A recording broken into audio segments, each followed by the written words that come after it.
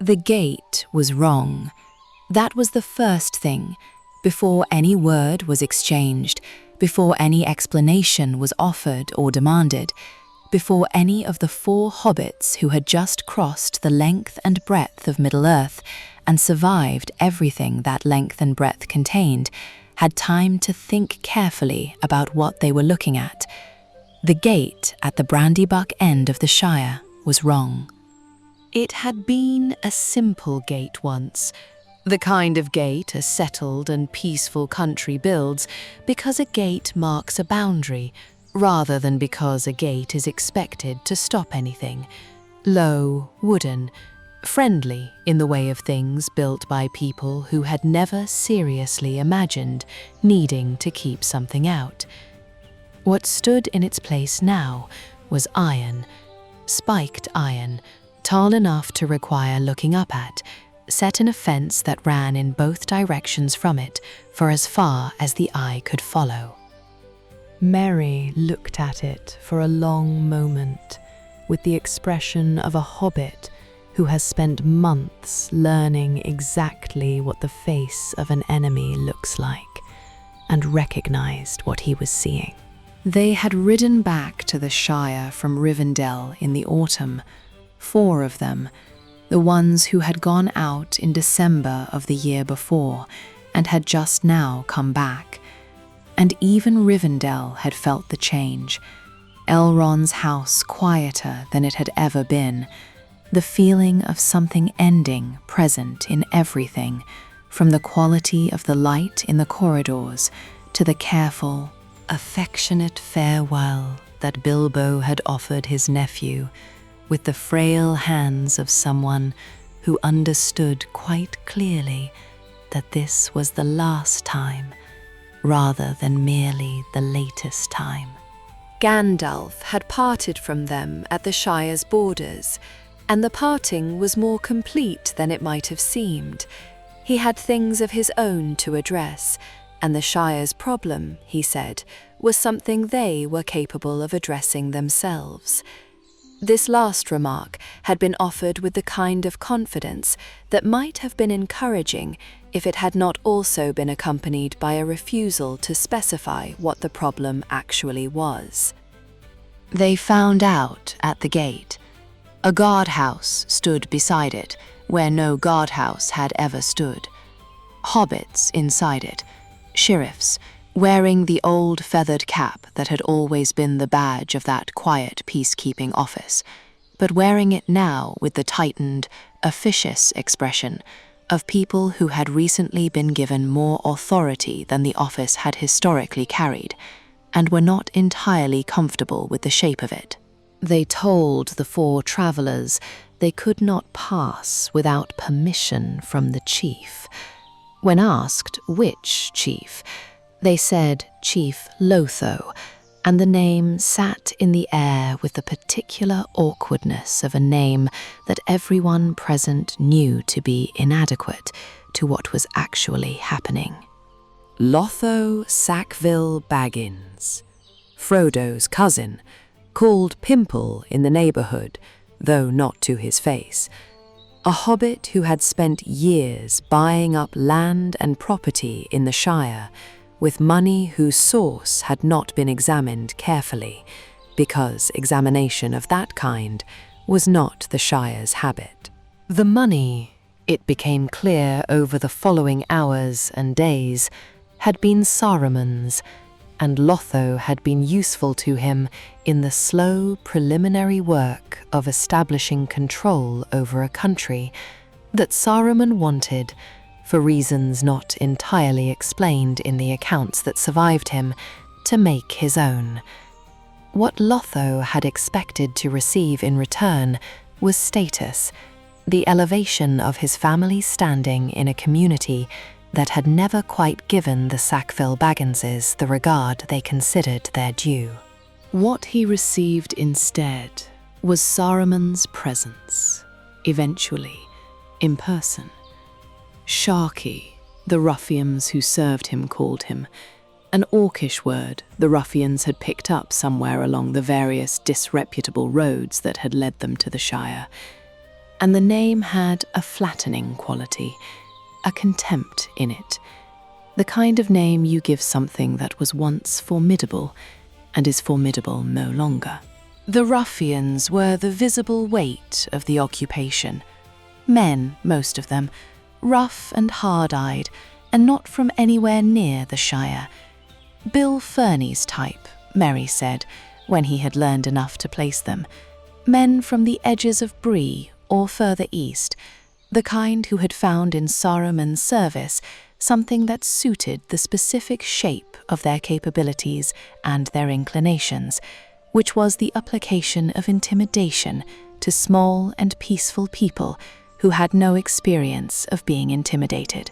There were, by the accounting the hobbits gathered, 1,000 of them or more spread across the Shire, with the old structure of sheriff houses expanded into something closer to a network of garrisons. The 12 sheriffs of the Old Order multiplied into a much larger force of hobbit overseers who reported to the men and did the smaller work of daily compliance. The rules had been posted on boards throughout the Shire, a list of prohibitions that grew as the weeks had passed since Saruman established himself in both number and specificity. No gatherings above a certain size, no travelling between townships without permission, no possession of pipeweed beyond the household's stated allowance, no singing in public after certain hours. The pipeweed was part of the plan's material dimension.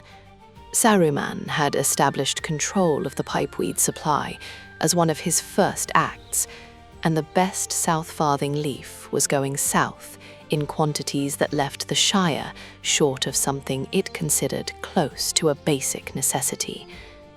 The roads were worse than they had been. Trees had been cut.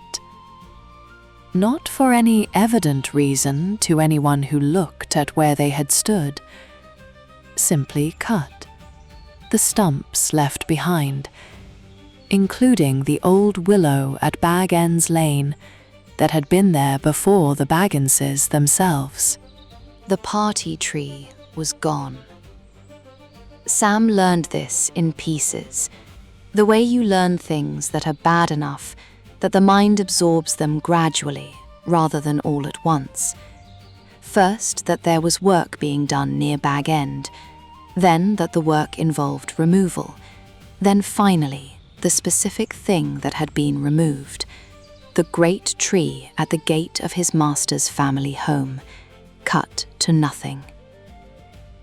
He said nothing when he found out.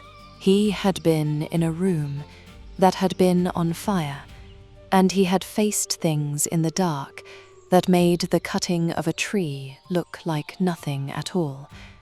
And yet the cutting of the tree was the moment that pushed through the control he had maintained across a very long year, and the face he made was the face of someone doing the hard arithmetic of what the cost of caring about something genuinely is. Bag End itself had become the chief's house, which at this stage of the autumn meant Saruman's house, Lotho having ceased to be in any meaningful position to call anything his own. The old hobbit hole that Bilbo had filled with maps and books and the smell of good pipe smoke had been repainted and renamed and partially restructured. A sign fixed to the gate that said, "No admittance by order of the chief." The garden dug up, the windows reduced to a condition the accounts describe simply as dirty. But before the reckoning at Bag End, there was the matter of 1,000 ruffians distributed across a peaceful country that had no standing army and no recent tradition of organized violence, and no weapons more significant than hunting bows and farming implements. The four travelers did not find this problem as daunting as the ruffians had been counting on. Merry organized it. He had spent months at the side of a king, Theoden, whose loss was still raw enough that Merry could feel it in specific, identifiable places, watching how a military leader addresses the problem of a dispersed enemy in a landscape he knows better than they do. And the Shire was a landscape Merry knew as well as any landscape ever known. He sent riders to the Tooks in the Tookland. Pippin raised his father's people before dawn. The hobbits of the Shire, it turned out, had been waiting for someone to raise them in exactly this way. The patience of a people suppressed for a year, without the knowledge or ability to resist effectively, held for release until a sufficient trigger arrived. 4 hobbits in travelling cloaks, road-hardened in a way no Shire hobbit had ever been hardened, carrying weapons and moving with the particular economy of people who had learned which movements were necessary and which were not, were a sufficient trigger. The battle concentrated itself at Bywater. The ruffians who remained in the area had retreated there from the scattered trouble breaking out across the Shire, as hobbits who had been peaceable farmers for their entire lives picked up whatever was in reach and stopped being peaceable. Merry had planned the position carefully. He closed both ends of the road at Bywater, placed archers at the top of the banks on both sides, and waited for the body of ruffians caught in the middle to understand their situation. Some of them understood it immediately and threw down what they carried. Others did not understand it and attempted to fight their way through, and those who attempted this ran into the archers. By the Shire's reckoning, it was a short battle, measured in minutes rather than in the hours that Merry had spent on larger fields. 19 hobbits died, and the number sat in the account, with the weight specific to the deaths of people who had been living quietly and harmlessly before the year that made the dying necessary. Somewhere between 70 and 100 ruffians were killed, 70 more taken prisoner, the rest scattered into flight across the country and pursued until they were gone. Then they went to Bag End. Saruman was in the lane. He had heard the result of Bywater before they arrived, or had concluded it from the sound and the silence that followed the sound, and he stood in the road outside the gate of the hole that had been his headquarters, with the expression of someone who has already revised their plan once too many times to have a working plan left. He was old, older seeming than when the travellers had last seen him, which had been in the ruins of Isengard, when Treebeard had held him prisoned in his own tower. But the oldness was not simply time. It was the specific diminishment of something that has been great and is great no longer, a quality in his face and his bearing that the old authority could not fully paper over, though the voice still carried the notes it had always carried, and still tried, in the first moments of the confrontation, to reach for the influence it had once reliably found in the minds of those it addressed. It did not reach anything in the 4 minds arrayed before it. This is what the year had built in them that could not have been built any other way, a resistance to the kind of authority that operates through manner and voice, rather than through the substance of the truth being spoken. They had been in the presence of Sauron's own will, channeled through the eye above Gorgoroth, and the presence of Saruman was not that, had never been that, and would never again be the overwhelming force it had once seemed to lesser and less tested listeners. He tried contempt when the voice did not produce compliance. He laid it out in the specific, personal way of someone who knows their targets, and knows which particular form of diminishment they are most vulnerable to. He had been pulling strings, he said, in the way a puppeteer describes their work. The war, the great events, the long road they had walked, things had been arranged and managed, at least in part, from a position of knowledge and influence that they had not guessed at. The implication was that they owed more to his design than to their own choices. Frodo listened to all of this and did not move. Frodo told him to go, to leave the Shire on his own 2 feet and not come back, and that this was the end of it. No harm would be done to him. No hobbit would touch him. He could go where he chose, as long as he went. This was offered not from naivety about what Saruman had done, or from a lack of comprehension about what was owed in justice. It was offered from something harder to name than either of those, something the long year had built in Frodo specifically, that had not been built exactly the same way in any of the other 3.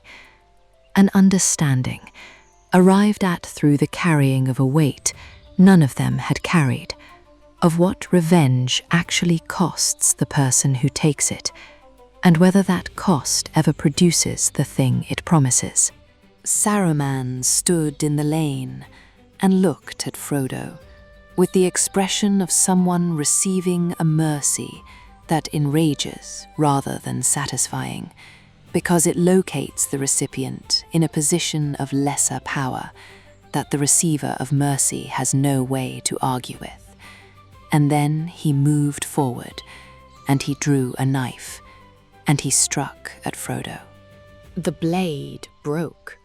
Frodo still wore, beneath his travelling clothes, the shirt of mithril rings that had been given to him in Rivendell before the Fellowship departed, that had turned a spear thrust in the dark of Moria, that had turned the Lord of the Nazgul's blade at Weathertop, that had turned everything set against it across an entire year of being set against things that nothing not made of that metal could have turned.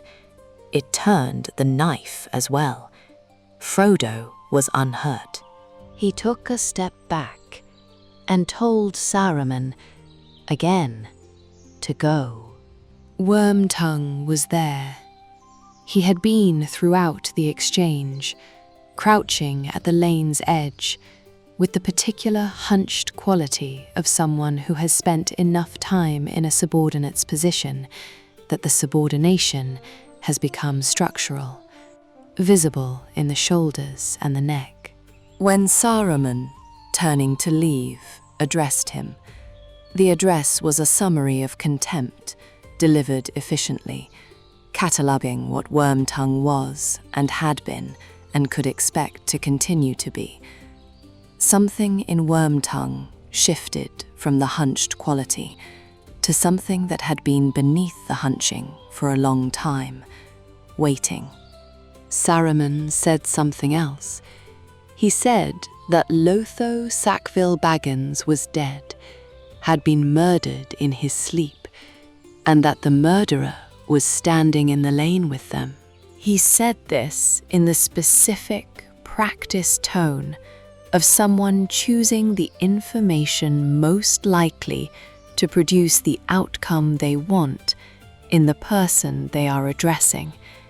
And in Wormtongue's case, the outcome Saruman wanted was a collapse back into dependency, the reminder that there was nowhere else to go, no one else who would take him, that what had been done in service to the master was done and could not be undone, and therefore the master remained necessary. What it produced instead was a knife across Saruman's throat. Wormtongue ran. 3 hobbit arrows caught him before he had reached the end of the lane, and he fell where he ran, and the lane held 2 bodies where it had held 2 living people a moment before. The body of Saruman the White, the head of the Astari Order, who had been sent to Middle-earth at the dawn of the Third Age with Mithrandir and 3 others to contest the Shadow, who had possessed a voice that could bend the will of kings, and had built a tower and an army and a machine of war that had taken Helm's Deep to the edge of failure, lay in the lane before Bag End, beneath the sign that said, "No admittance by order of the chief." Frodo watched what happened next. A mist rose from the body, not smoke, not the ordinary visual artifact of a cooling corpse in evening air, but a grey shape that stood for a moment in the lane, with something of the form of a man in it, and something of the memory of what had been in it. What remained was a body that seemed, the accounts say, to shrink and desiccate almost immediately. The ruin of a thing that had been kept going by a force now fully withdrawn, collapsing into what it had always fundamentally been without that force.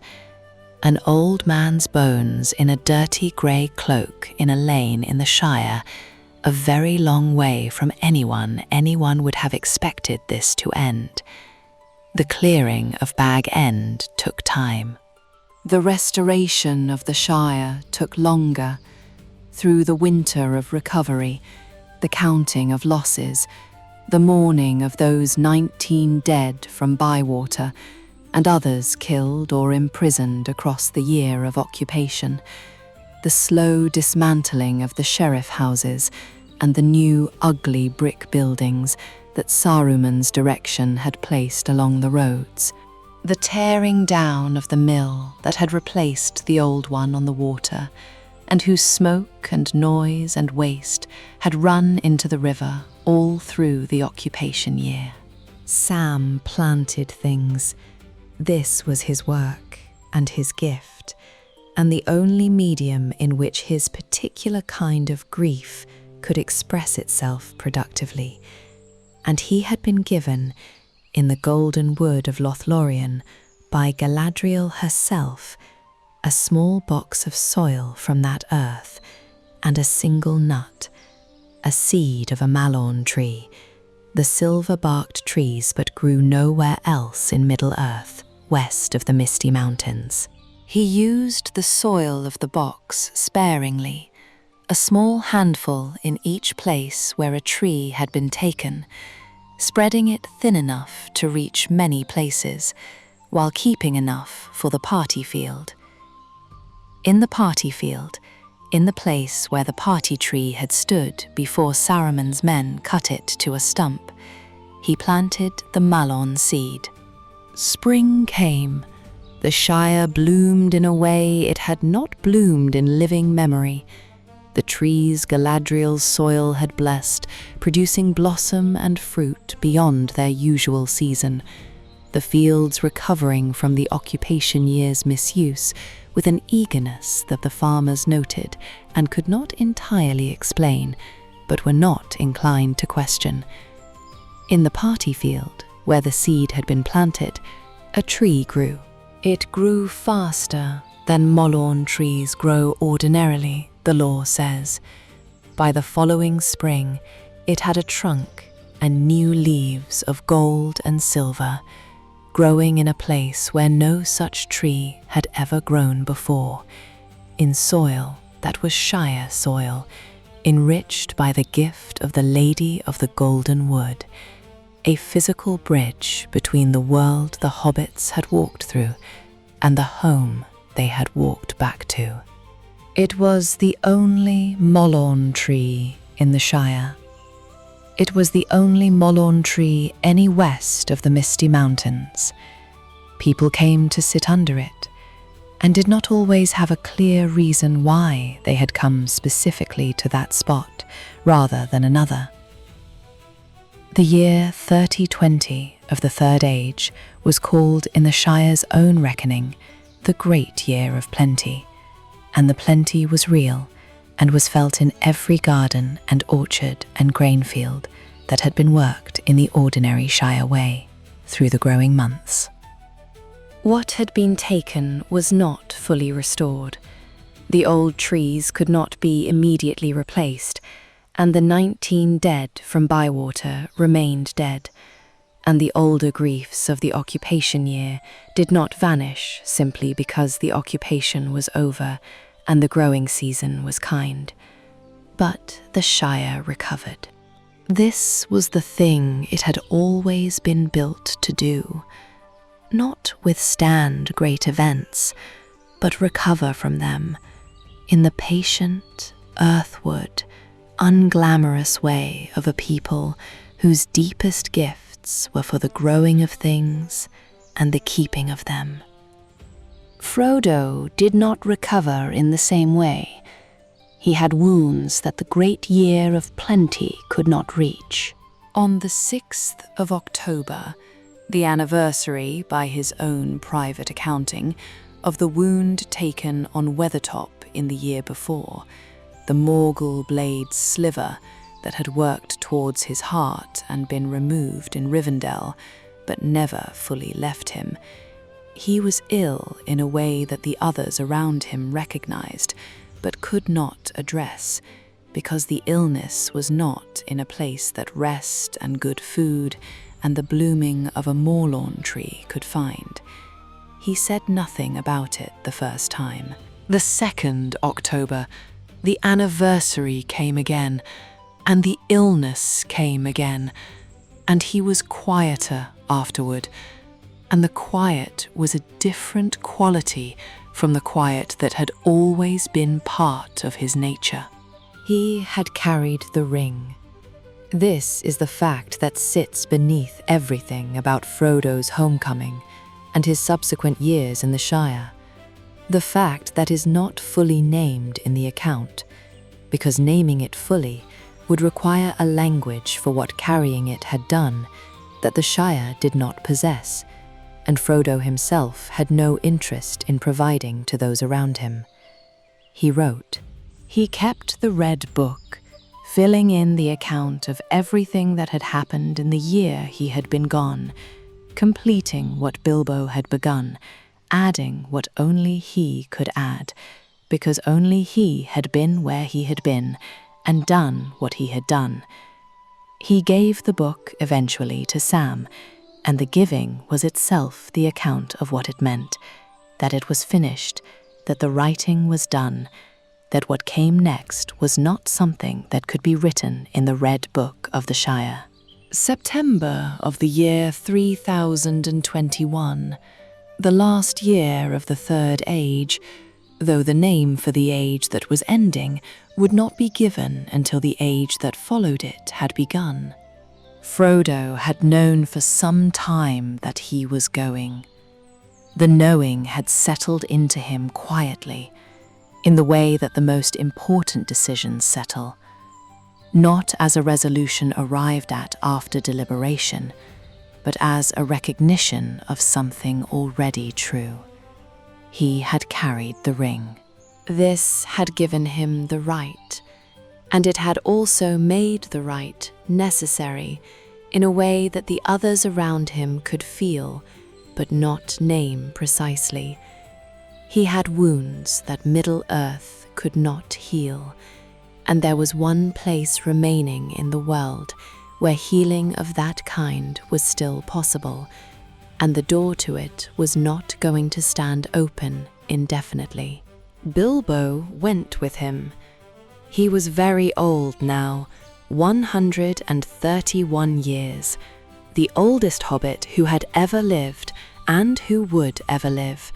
His extraordinary age the last gift of his own long carrying of the ring, and the oldness was present in everything about him, in his hands and his step, and the way his attention moved through conversation, touching things gently and briefly and moving on. He had written his book. He had given his maps and his notes to those who would use them. What remained for him was the sailing, and he was ready for it, with the uncomplicated readiness of someone for whom every preceding thing had been preparation. Círdan the shipwright was waiting at the grey havens.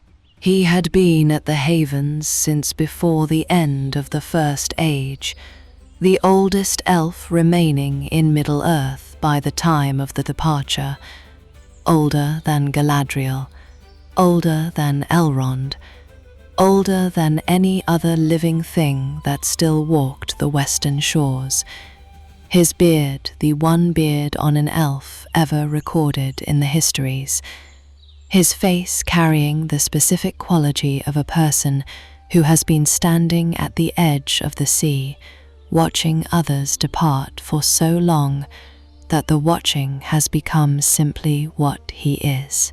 He had kept Narya, the Ring of Fire, in trust for the arrival of Gandalf at the beginning of the Third Age, given it to him because he understood what was coming and knew that Gandalf would need it more than he did.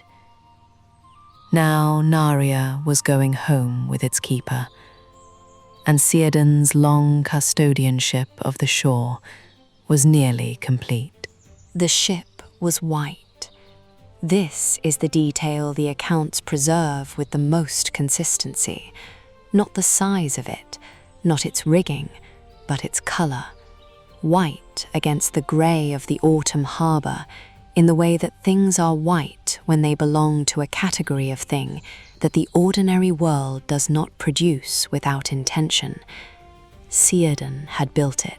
He had been building ships for the departing elves since the first of them had gone, across the entire length of the Third Age and the second before it.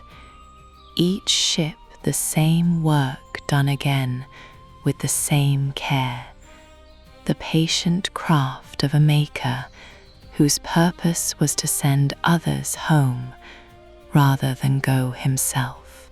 Galadriel came to the havens.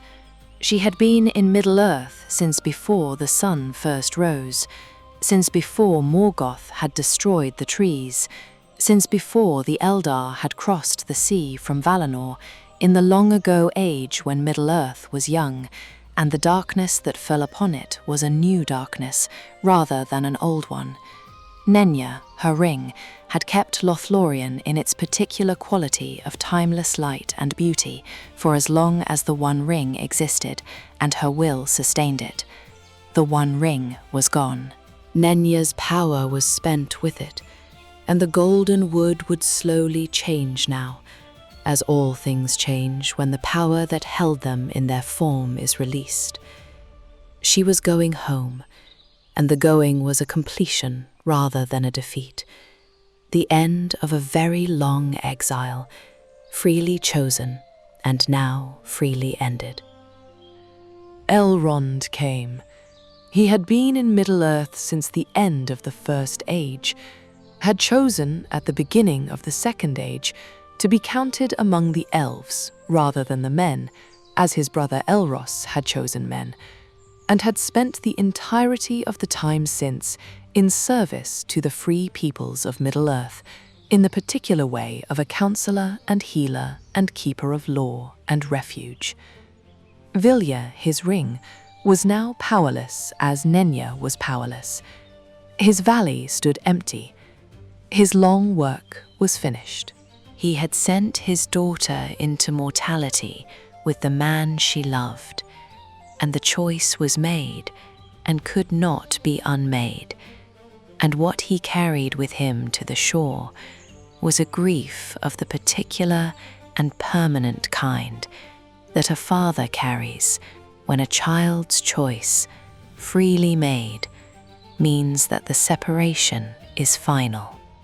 Gandalf came. He had been in Middle-earth since the beginning of the Third Age, sent with 4 others by the Valar to contest the Shadow without dominating the free peoples in the Shadow's manner. He had done this. He carried Narya, the Ring of Fire, back to the west from which it had come. Of all those on the shore, his departure was the least freighted with grief. He had completed exactly what he was sent to do, and completion had a quality of cleanness to it that loss did not. Sam, Mary, and Pippin rowed with them to the havens and stood on the shore. There is nothing in the account of what they said, and this is correct. There are partings for which the available words are so inadequate that the absence of words is more honest than any words would be. Sam looked at Frodo from the shore, and the Red Book records what he saw, which was his master going where he could not follow, onto a ship that was not built for Shire hobbits, toward a country that no mortal thing, except the most extraordinary exceptions, had ever reached.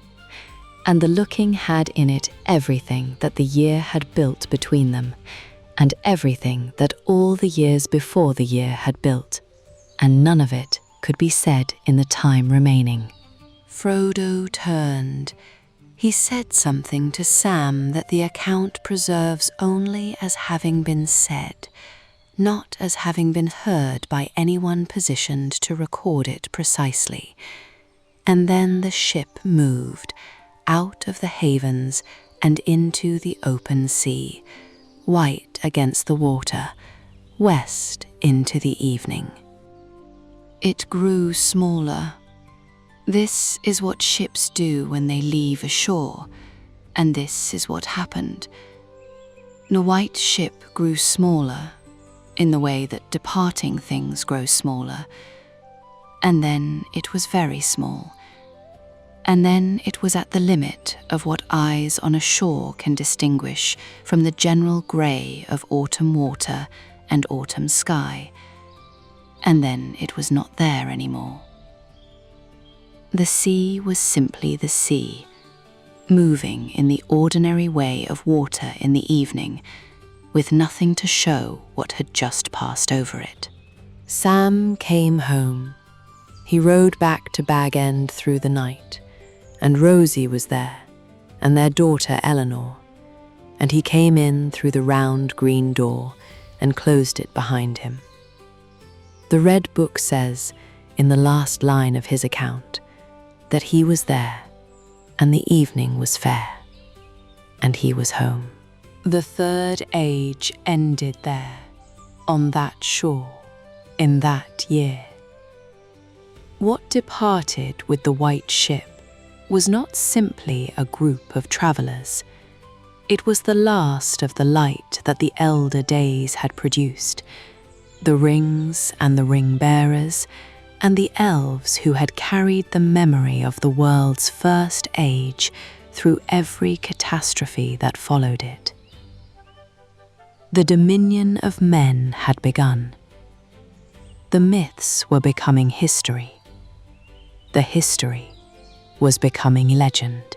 The legend would become, in the fullness of time, the kind of story told beside fires by people who no longer fully understood what they were telling, only that it mattered, that it had always mattered, that something had once been present in the world that was not present anymore, and that the absence had a shape to it that ordinary daylight could not quite fill. The sea was calm that evening, and in the morning it was calm again, giving nothing back. The lane before Bag End was cleaned and the sign removed, and the garden replanted. The Mallorn Tree grew in the party field for as long as anyone thought to keep count of its growing, which was longer than the counting of years that remained to the Third Age by the time Sam came home through the round green door. In the lockholes at Mickle Delving, when the last prisoners were let out in the days following Bywater, old Will Whitfoot, the mayor, walked into the light of an autumn afternoon, blinking and considerably thinner than he had gone in, and looked at the sky for a long while before he said anything at all. The Shire does not build monuments. It plants things instead, and tends them, and in time forgets exactly why that particular corner of the garden was given more care than the others. The forgetting is not ingratitude. It is simply the way of a people for whom the tending itself has always been the point, and the remembering has always been in the hands.